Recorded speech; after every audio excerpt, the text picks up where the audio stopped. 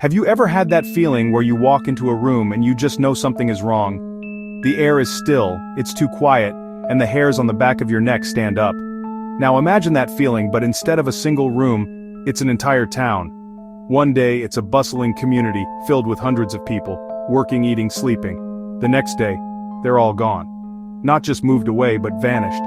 Wiped off the face of the earth, leaving behind everything they owned, as if they were just plucked from existence in the blink of an eye. These aren't stories from some horror movie. These are real-life mysteries that have left investigators, historians, and archaeologists completely stumped for decades, sometimes even centuries. We're talking about entire populations that disappeared without a trace, leaving behind chilling clues, cryptic messages, or sometimes nothing at all. Our first story takes us all the way back to the late 1500s, to the very first attempt by the English to establish a permanent colony in the New World. In 1587, a group of over 115 men, women, children. They were led by a man named John White. They had dreams of building a new life and a thriving settlement. They built homes, they planted crops, and the first English child born in the Americas, Virginia Dare, was born there. But their new life was anything but easy. Supplies started running dangerously low. Their relationship with local native tribes was tense. It became clear they needed help from England. So John White made the difficult decision to sail back across the treacherous Atlantic. He had to leave his wife, his daughter, and his newborn granddaughter Virginia behind. He promised them he would return as quickly as he could. Finally, in August of 1590, John White secured passage back to Roanoke. What they found was one of America's oldest mysteries. The entire colony was gone. For our next story, we're going to jump forward in time to the winter of 1930 and travel way up north to the frigid, isolated shores of Anjikuni Lake in Nunavut, Canada. This is a vast, desolate landscape where the wind howls and the snow is relentless. It was here that a small village of Inuit people had made their home. They were expert hunters-fishers, perfectly adapted to this harsh environment. But one day they would become the center of a mystery so strange it almost defies belief. The story begins with a lone fur trapper named Joe LaBelle. LaBelle was a rugged outdoorsman who knew the area like the back of his hand. He was on a long trapping route and decided to stop at the Anjikuni Lake village, a place he had visited many times before. As he approached the cluster of huts, however, he was struck by an unnerving silence. The first thing he noticed was that the fires under the cooking pots were long dead. In fact, some of the pots still had food in them, now frozen solid. He found the entire team of dogs, all of them having starved to death, still tethered to their posts. LaBelle, now thoroughly terrified, knew he had to get help. Let's journey south now, deep into the heart of the Amazon rainforest, to a place where myth and reality blur. For centuries there have been legends of a lost city of the Incas, a place of immense wealth hidden somewhere in the dense, uncharted jungle. The Spanish conquistadors called it El Dorado, the city of gold. But the Incas themselves had another name for it: Paititi. One of the most famous and tragic stories is that of Colonel Percy Fawcett. In 1925, Percy Fawcett Jack, his son Raleigh Rimmel, they ventured into the Mato Grosso region of Brazil. He sent back letters for a time, detailing his progress, his tone filled with excitement and certainty. Then, the letters stopped. The last communication from the Fawcett expedition was on May 29, 1925. After that, there was only silence. Percy Fawcett, his son, their companion, were never seen or heard from again.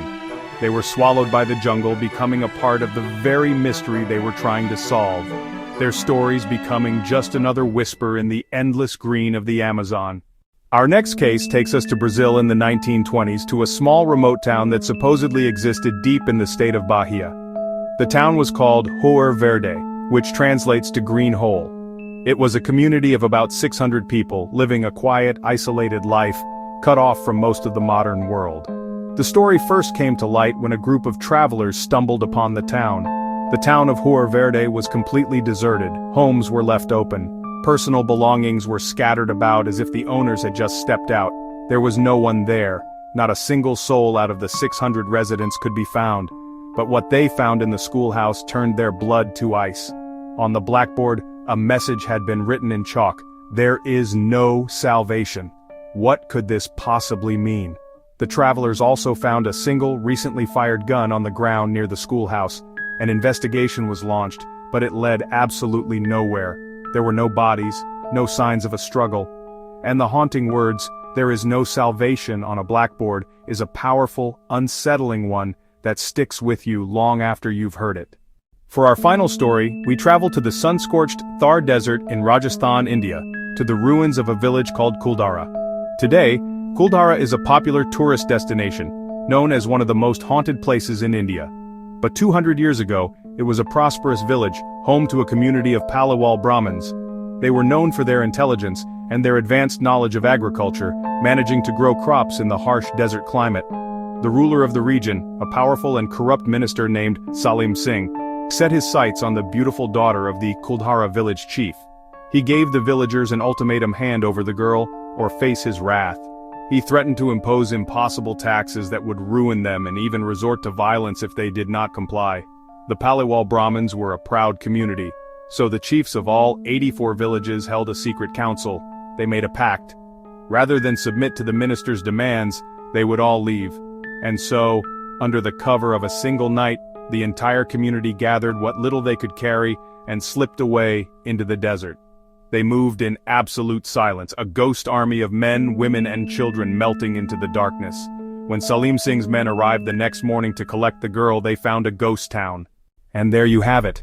5 communities separated by centuries and continents, all linked by one terrifying outcome: they simply vanished. From the cryptic message at Roanoke to the alleged curse of Kuldhara, these stories challenge our understanding of history and human behavior. They leave us with more questions than answers. What are your theories? I genuinely want to know what you think, so please head down to the comments section and share your theories. Reading through your ideas is one of my favorite things to do after posting a video, and often you all come up with incredible possibilities that I never even considered.